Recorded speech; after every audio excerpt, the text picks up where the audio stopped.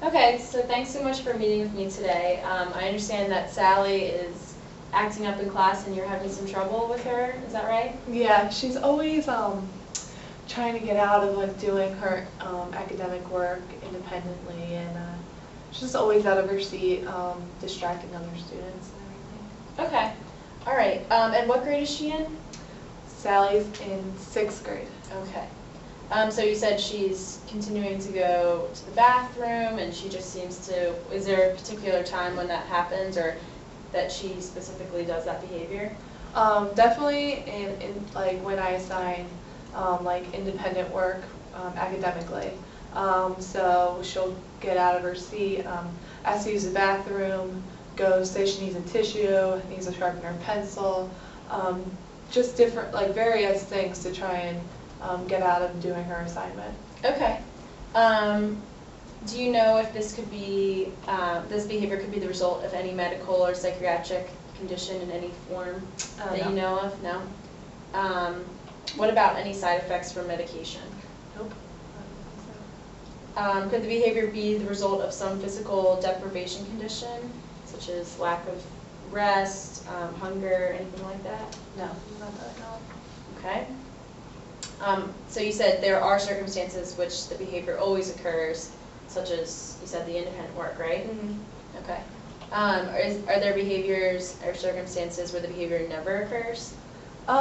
When it's not academic, like, I don't know, free time, I mean, she's never asking to use the bathroom at lunch or anything like that. Gym time, free time, art or something. Mostly when it comes to working by herself on academic stuff. Mm-hmm. So the non-academic academic things that she enjoys, she doesn't seem to do those kinds of behaviors? No. Okay. And you said, so this also asks, you know, does the behavior occur more often during particular activities? And you said mostly just independent academic work. Mm-hmm. Does the behavior occur more likely to occur with certain people? Whenever she's instructed to do the independent work, it could be myself. I know she did it when I was out sick and a substitute came in, or for like if another staff member assigns academic work. Just with whoever is assigning the work. Okay, so any authority figure in the classroom that's telling her what to do? Yeah. Okay. Does the behavior occur in response to certain stimuli, demands, termination of preferred activities, tone of voice, noise level, change in routine, or anything like that? So do you notice the way that you present the work to her, does that affect her response at all? Like I said, when she's doing academic stuff, which includes like just practicing like math problems or anything, during like tests, or even when we do silent sustained reading,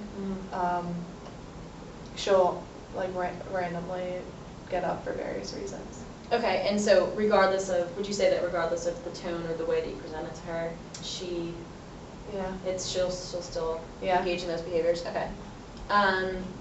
Do you notice that this behavior occurs or is more likely to occur during a certain time of day? More in the morning, afternoon, or? It happens throughout the entire day, but definitely more in the afternoon. Like a little more in the afternoon. Mm-hmm. Okay, so maybe when she's getting tired or just kind of ready to leave.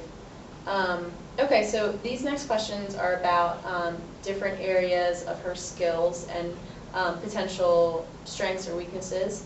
So I'm just going to basically ask you how you think these areas line up in Sally's life. So first of all, what about her academic skills? Would you say that she's below at grade level or above grade level in the core areas of reading, math, and writing? She's definitely below grade level. She's struggling to grasp concepts with all of those core areas. Okay, so she's struggling across the board in everything. Okay. What about participation? Just participation when it comes to, like I said, independent work. She seems to be fine in group work, and she's not doing it by herself. But participating, so and then if she gets out of her seat and hasn't finished her assignment, she can't participate in like going over the work and giving the correct answers when asked to do so and stuff like that. Okay. When you're lecturing, does she ask questions or does she seem engaged in the lesson? Here and there a little bit. She's not as willing to participate as some of the other students, but she does struggle with asking for extra help or when she doesn't understand things. Okay. All right. So it seems like that might be an area of weakness for her. Yeah. What about social skills? No, she gets along well with everyone, especially, like I said, out in the free time and gym class and art and stuff like that. Mm-hmm. She has plenty of friends, it seems. So. Okay, that's good. Her communication skills, how do you notice that? Like I said, she does have some difficulty asking for, extra help when it comes to academic work. She, like I said, struggles with concepts, so when she doesn't understand something, she has trouble asking me for help or asking her peers, and for like assignments if she doesn't understand something. Mm-hmm. Okay. All right. Well, it's good to know.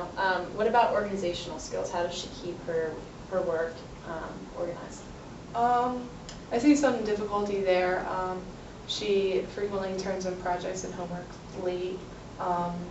When we're doing an assignment that needs to be turned in even in the classroom, she doesn't have it finished. So I guess with organizing that, she struggles with that somewhat.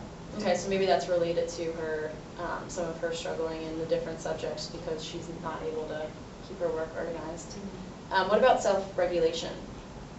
She does. I mean, I think one of the parts of her not being able to finish, because she has trouble staying on task and completing the assignments and following the rules. I would say because she's not doing the assignments and because she's continuously out of her seat, she's not following the rules of staying in your seat and doing the assignment. So she certainly can't, refrain from getting out or talking to other students, or so it looks like that's another area that we can work on. What information do you have about her study skills? Have you been able to ask her and talk to her parents about that?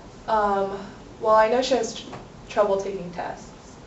She'll ask to use the bathroom, stay in there for an extended period of time.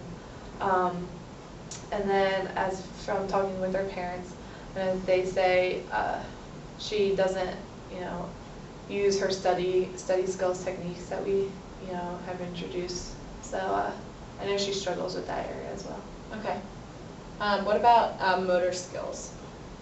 No, that's normal. Normal. Okay. What about functional skills for daily living? Normal. They're normal. Okay. Play skills. Do you notice that she plays typical for her age and development level? Yeah, normal as well. Okay. Let's see. Okay.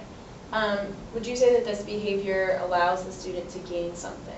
Preferred activities or items? No. No? Okay. What about peer or adult attention? No. All right. What about, does this behavior allow the student to postpone, avoid, or escape something such as task demands or social interaction, etc.? Definitely. I think she's trying to avoid doing her work by herself for whatever reason. Yeah. So she does. Yeah. She's trying to avoid. That's the behavior that she's avoiding. Yeah. Okay. And what about, does the behavior provide stimulation as an alternative to the student's lack of active engagement in the activities? No? Okay. Okay, so now I'm going to be asking you questions about Sally's motivation. So basically there are several different options that you can respond in regards to her behavior and how these questions address it. So your options are never, almost never, seldom, half the time, usually, almost always, and always. Okay? So my first question for you is, would the behavior occur continuously if this person was left alone for long periods of time? Almost never. Almost never, okay. Does the behavior occur following a request to perform a difficult task? Almost always. Obviously, because the independent work is that difficult. task for her. Does the behavior seem to occur in response to your talking to other persons in the room? Almost never. Okay. All right. Does the behavior ever occur to get a toy, food, or an activity that this person has been told he or she cannot have? Never. Okay. Would the behavior occur repeatedly in the same way for long periods of time if the person was alone? I would say half the time. Half the time, okay. Does the behavior occur when any request is made of this person? Almost always. Again, with the independent work, okay. Does the behavior occur whenever you stop attending to this person? Half the time, because Okay. she'll get up out of her seat. Okay. Does the behavior occur when you take away a favorite food, toy, or activity? Never. Okay. So regardless of any of those types of consequences, she's usually doing it. Does it appear to you that the person enjoys doing this behavior? Almost never. I Okay. wouldn't say that she enjoys it, but Mm-hmm. it's something that she does. To Okay. get out of her work.